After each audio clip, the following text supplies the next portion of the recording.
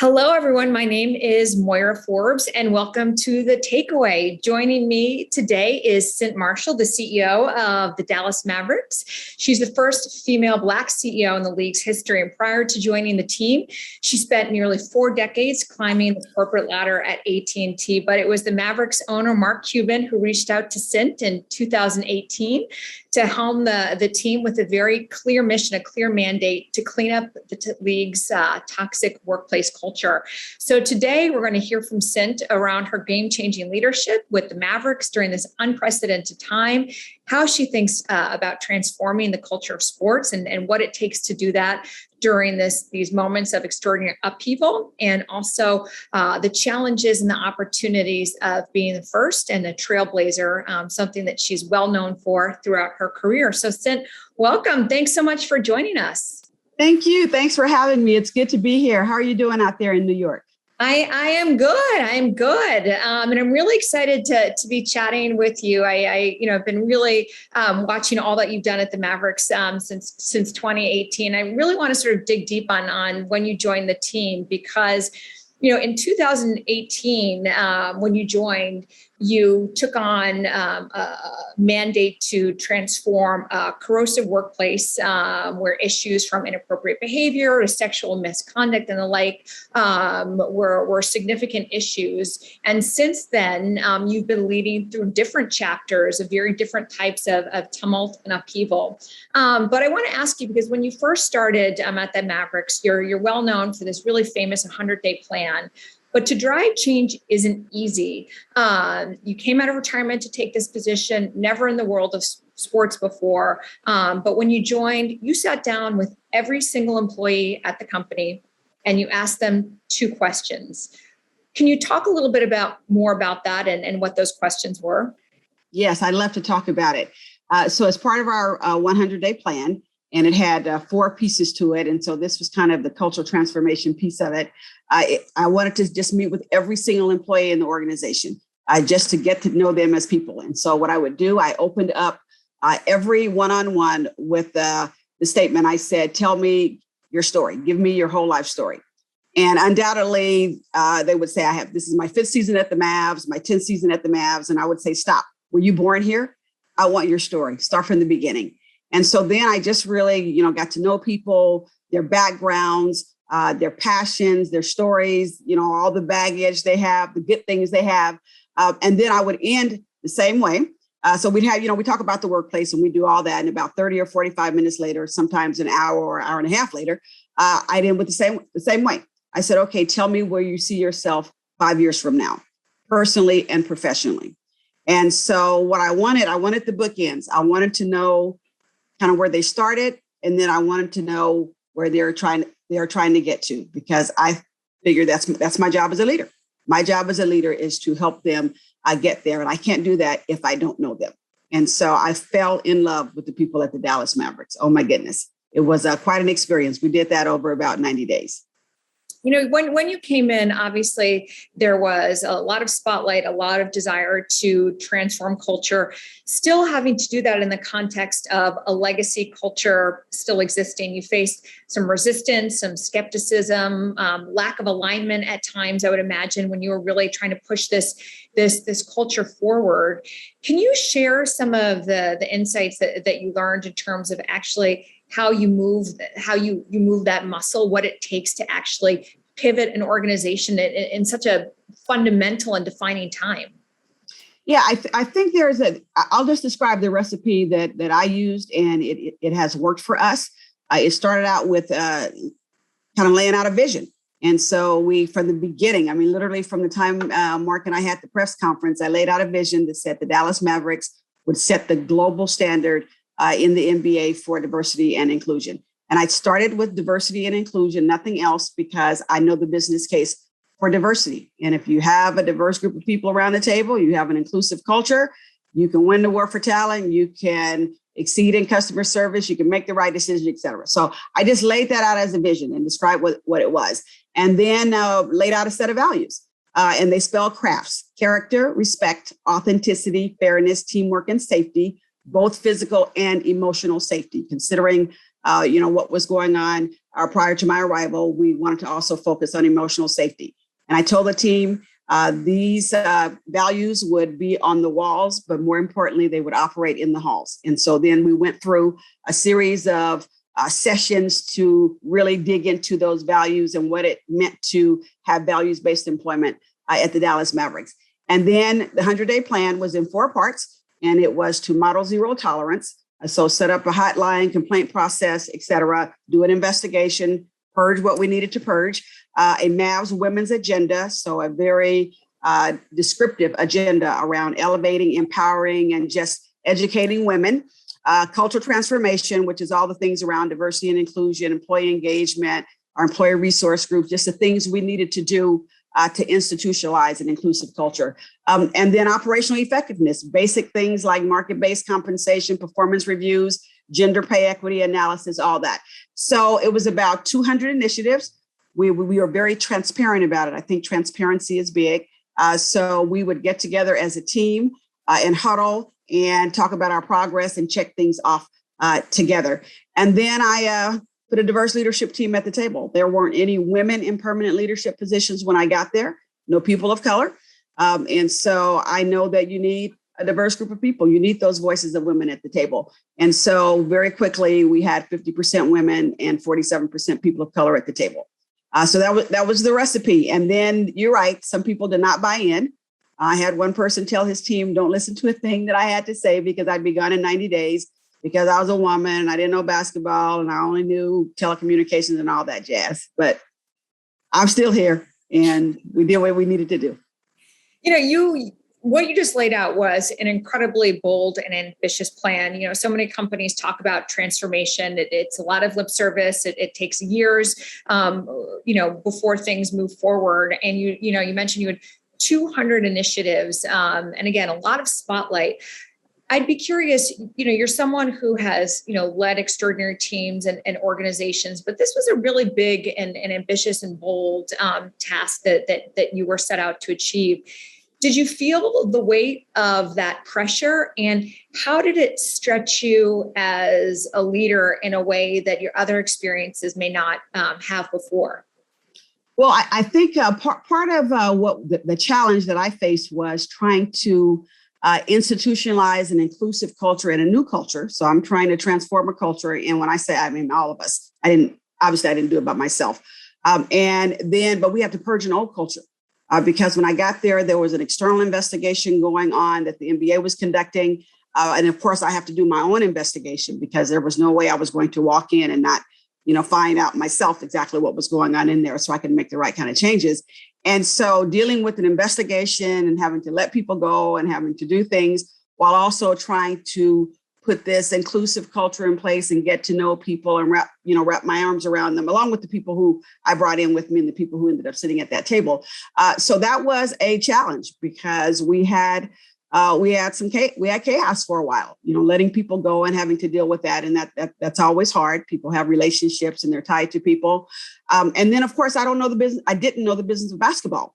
So we're also, at the end of our season, and then we got a plan for the next season. And I'm the CEO, so we've got to do that too. We've got to run a basketball team. And so it was great because Mark Cuban told me when I got there, he said, I want you for your leadership. I will help teach you the business of basketball, and others will too.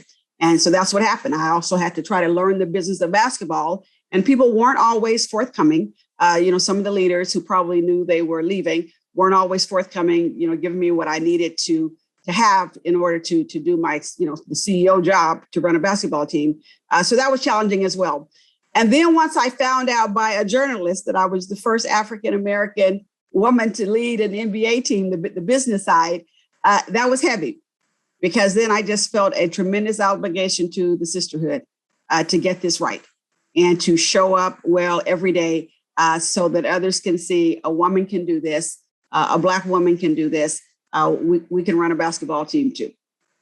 I want to talk a little bit about that dynamic of being a first and that spotlight and what it means for so many others. But you had mentioned that, when you came in, you were leading through a lot of chaos, but the chaos and the change never stopped, right? Once you began to gain some momentum around the culture transformation, then COVID hit. The game, though, didn't stop. And like so many businesses last year, the NBA had to put in place a completely new game plan when everything shut down with COVID. And you all brought back the players, and now this sort of infamous self-contained bubble in Orlando to finish off the season, over 170 games, putting sort of this no playbook ever before in terms of business and obviously anything that people could imagine. Can you talk a little bit about what you learned leading through that chaos and being able to make such real-time impactful decisions with not a lot of information? You are so right. It was chaos there for a while. We were the last game to be played before the season was shut down. And so I remember us kind of going back to our workplace the next morning, and we told all of our people, you're going home, number one. And fortunately, because we had a business continuity plan in place, which is something that I worked hard on with my team, when I got there, people could go home. I mean, they had the technology they needed. We had a plan laid out. And of course, when you have a business continuity plan, you just plug in the crisis. And so in this case, it was COVID-19. And so once we sent everybody home, of course, our players were taken care of. Then I remember sitting in a room with my leadership team saying, okay, we don't know how long we're going to be playing the business of basketball, how long we're not going to be playing basketball, but we're going to be playing the game of life with people. Because not only, we're in a pandemic, it's going to impact us personally, but it's also going to impact our business. So we've got to lay out what we're going to be about during this time. And so I ended up coming up with something I call my new.com, because Maura, I found myself in a position where my priorities were changing. It was all about, compassion.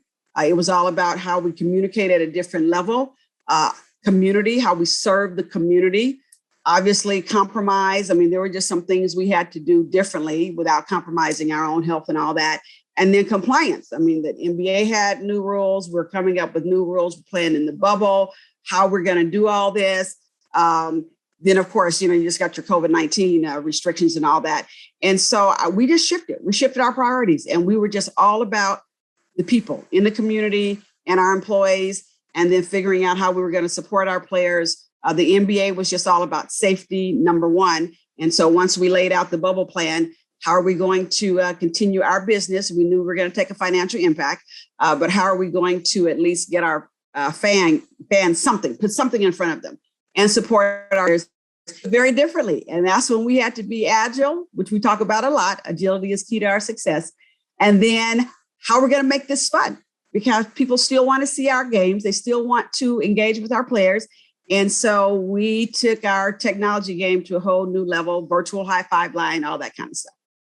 You talk about while these priorities shift, so much of it comes down to the fundamentals of going back to the people and the communities that you serve. And COVID created this extraordinary opportunity to, I think you put it so well, sort of the new.com, right? To have this reset moment, not to build back a new normal, but a better normal. And obviously against the backdrop of COVID, you've described that there was obviously the national reckoning on race over the last year, largely driven by the Black Lives Matter movement.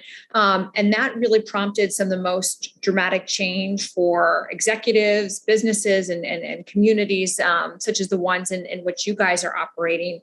What do you think others can be learned from how you navigated that moment in time and what the sports arena represents in terms of this intersection of so many defining aspects of the cultural fabric in this country? I love that question. It was a great moment for us to realize we are in a double pandemic. I mean, we have a health crisis, but we also have a crisis of social injustice.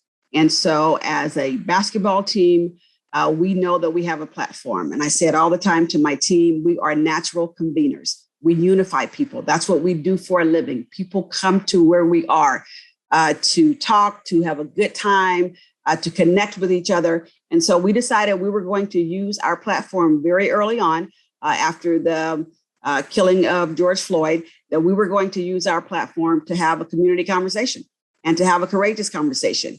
And so we took our platform, we had it in a socially distant way. We took our plaza and said, okay, we're going to use this platform to have the community talk about social injustice. And we're going to talk about it from the aspect of the systems that undergird systemic racism in this country. And so we brought out all of our leaders who kind of head up those different policy areas.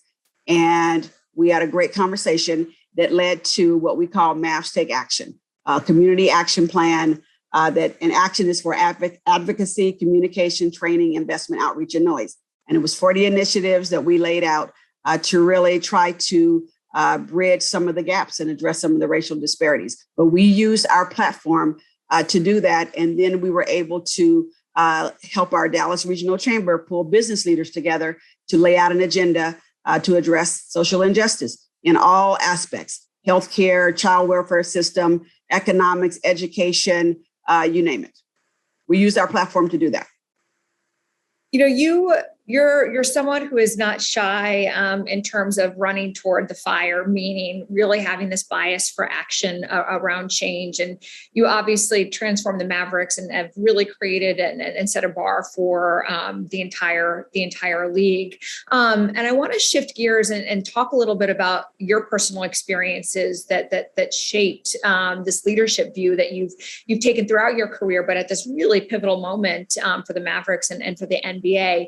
You know, you mentioned before the weight of what it was like when you read the headline that you were the first African-American woman to run a league.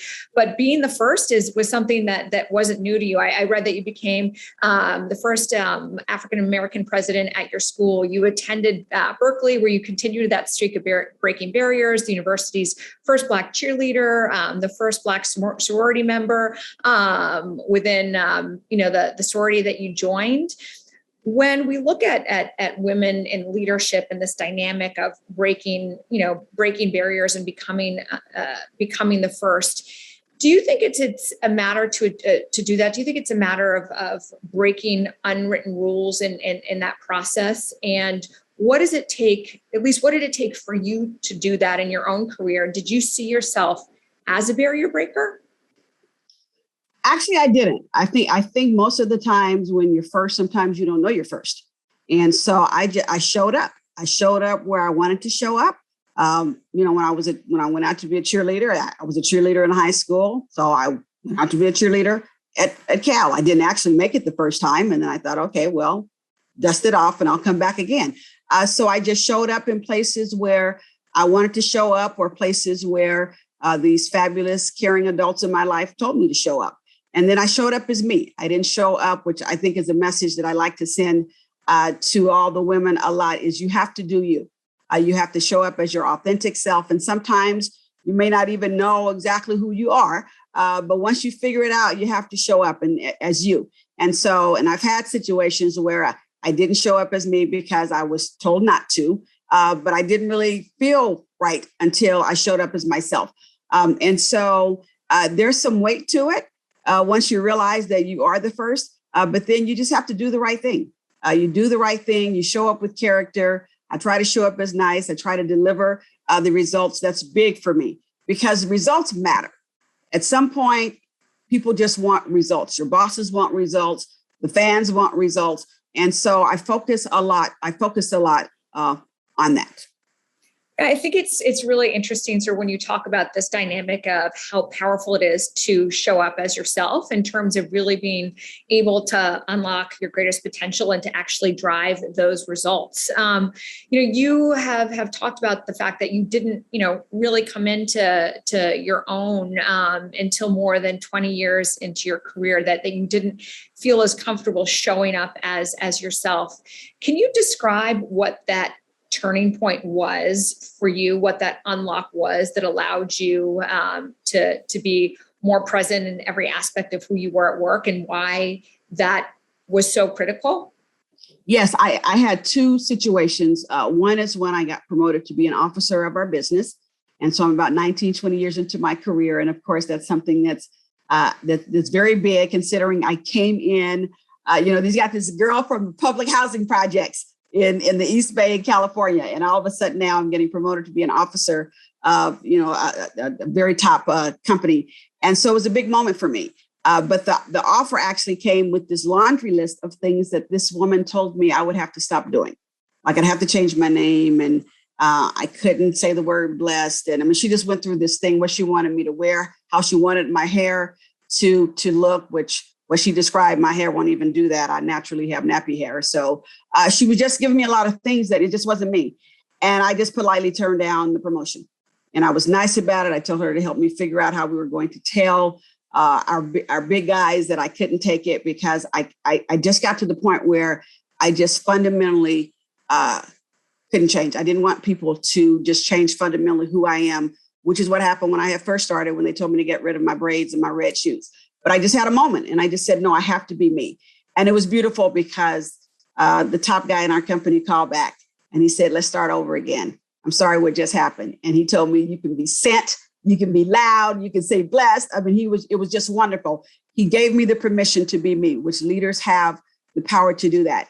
And then a few years later, when I got the job at president of AT&T North Carolina, they asked me to talk to some underserved kids and said, can you tell your story? But they didn't realize truly the depths of my story and some of the things I had gone through with domestic violence and going back to school with the brace on my nose when I was a cheerleader in high school and the things that had happened. But I told my story that night and they asked me to tell it, but I told the whole story. And the response was magnificent from the kids, from the other people in that room, from business leaders that I worked with. It's like all of a sudden they got to know who I was and they were okay with that. And then I saw other people being more and more authentic. And that's when I said, I'm never going back. People get who I am, because that's what this is all about. We all get to be ourselves at the table. That's what makes this so beautiful. We all bring different things. And that's why one-on-ones are so important to me. I want to know as much as people want to tell me, and I want them to know it's okay. And that's what makes us a great place to work. That's what makes our country a great place for us to live in, is because we get to bring all that authenticity. We get to bring all of that. More, I often say the people who get up out of bed in the morning are the people who I want to walk into our doors or to get up on these screens.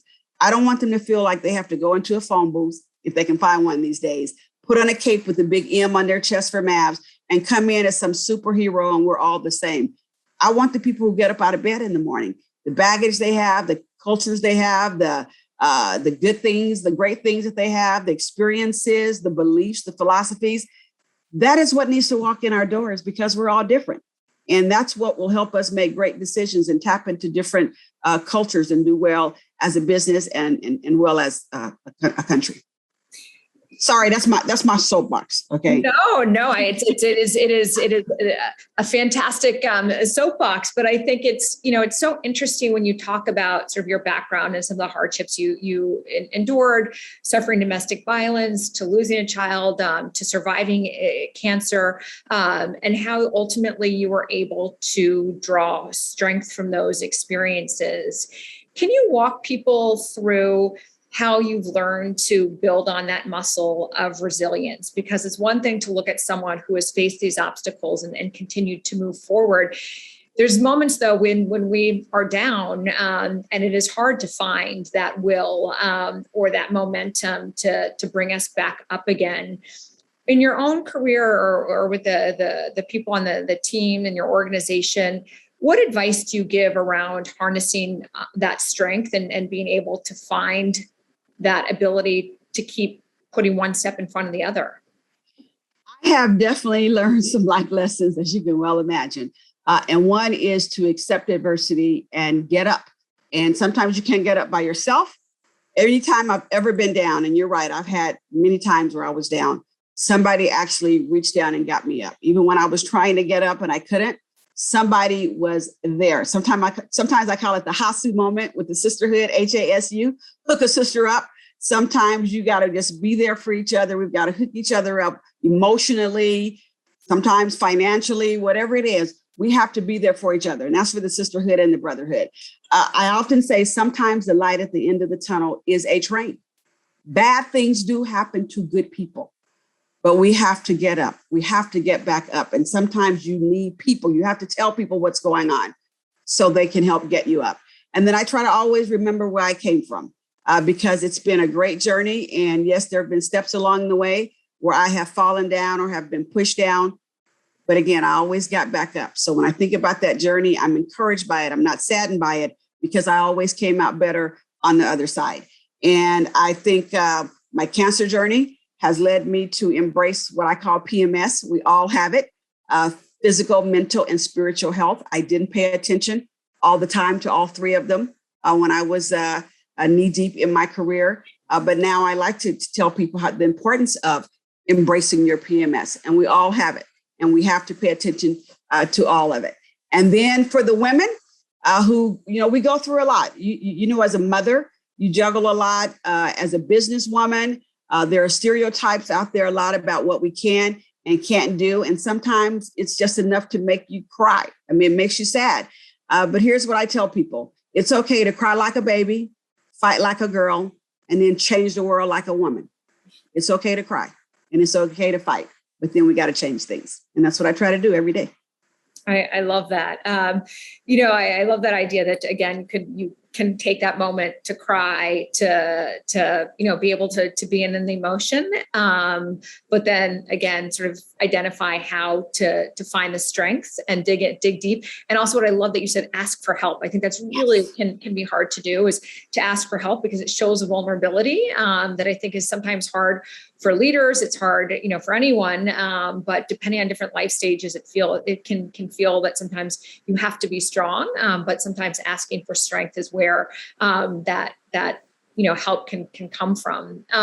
Yes, we really do need each other. We really do need each other. I'll tell you this real quick. When I was 19 years old and I was in a sorority, so I was a DG, and we used to sing this song that I thought was so corny every Monday night in Vespers, and it was "No Man is an Island." And I thought that was the corniest thing. Why are we singing this all the time? And so now I sing it all the time. And it just simply says, no man is an island. No man stands alone. Each man's joy is joy to me. Each man's grief is my own. We need one another. So I will defend each man as my brother, each man as my friend. At 61 years old now, I know what that means. At 19, I didn't quite understand it, but I'm glad somebody put that in me. We need each other.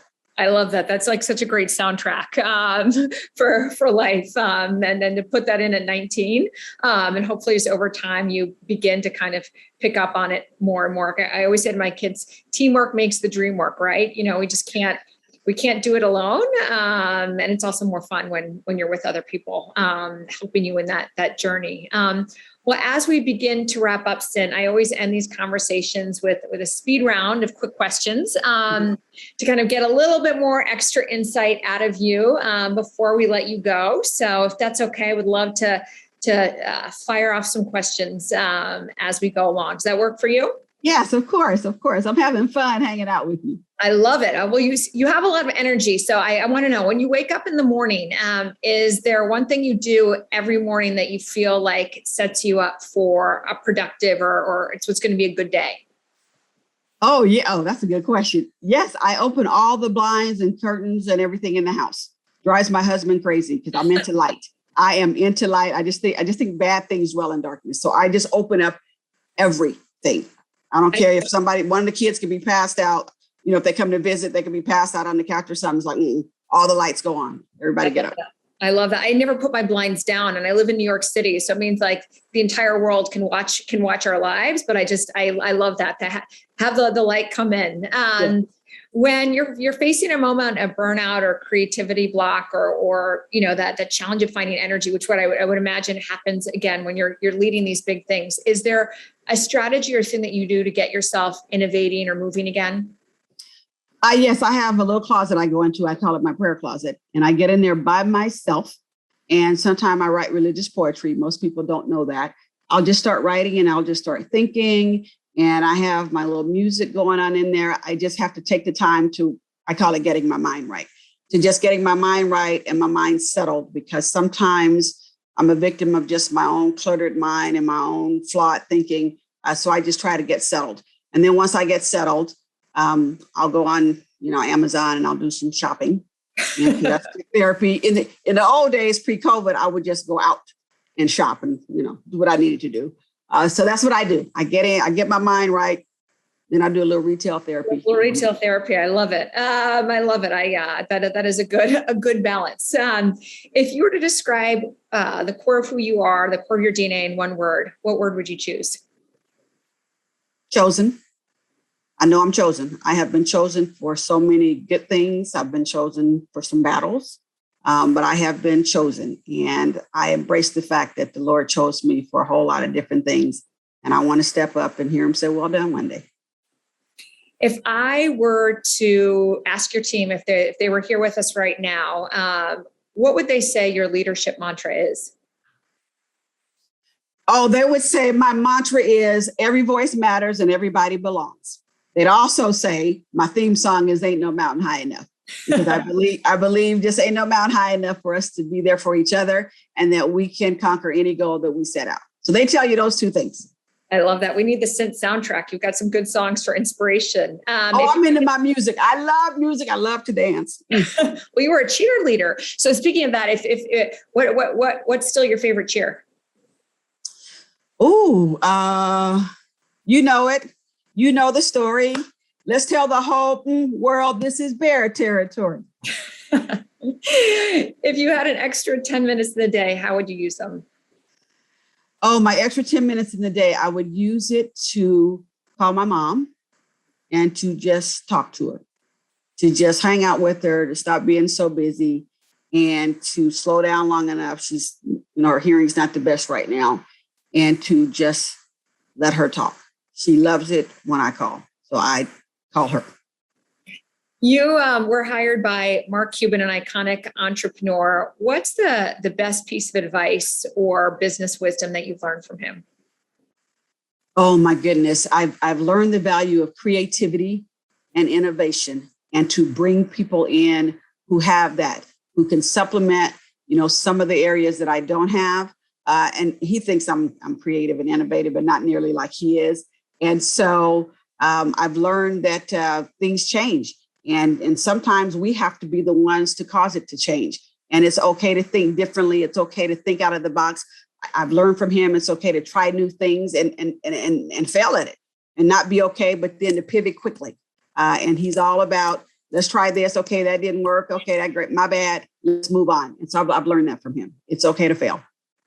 If you were given to give a piece of advice to someone who is starting out in their career, particularly during their crazy times, this crazy time, what piece of advice, career advice, do you think is helpful for people in that stage to really think about right now?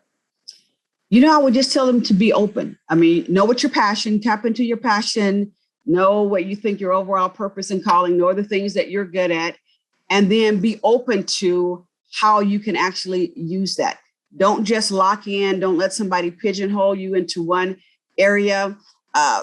We can take our talents and our gifts and use them in so many different ways. And sometimes we might have to actually invent those ways. We might end up being entrepreneurs. Just be open to be aware of your talents and your strengths and your passion, and just be open to how you're going to use that. Don't get locked in too early. Well, so you shared some amazing advice and some insights. One last question before we wrap up. The show is obviously called The Takeaway, and you've offered some, as I said, some really powerful advice. If people were to look at the many chapters of your life, what you've accomplished, what you've navigated through, what's the one takeaway that you hope that they have? What's the moral of your story that you think could be impactful for others? Oh, I think I would go with this theme of ain't no mountain high enough. That there have been so many mountains in front of me that I had to climb, and that other people showed up in my life. So I would say not only do we have to show up, that we have to show up for other people. We have to deliver for other people. We have to climb the mountains with each other. I love that. I love that. Well, I will be playing that song very shortly after this conversation. Cynt, thanks so much for all the insights you shared. Congratulations on the continued success with the Mavericks, and we look forward to all that's ahead. Thank you. I want to invite you to Dallas. I'm doing it right now. I'm inviting you to Dallas Perfect. The Dallas Mavericks game and to go out and have a bite to eat. That is an invitation I will happily accept. Well, Cynt, thank you so much. And thanks to everyone for joining us here today. Be safe and be well.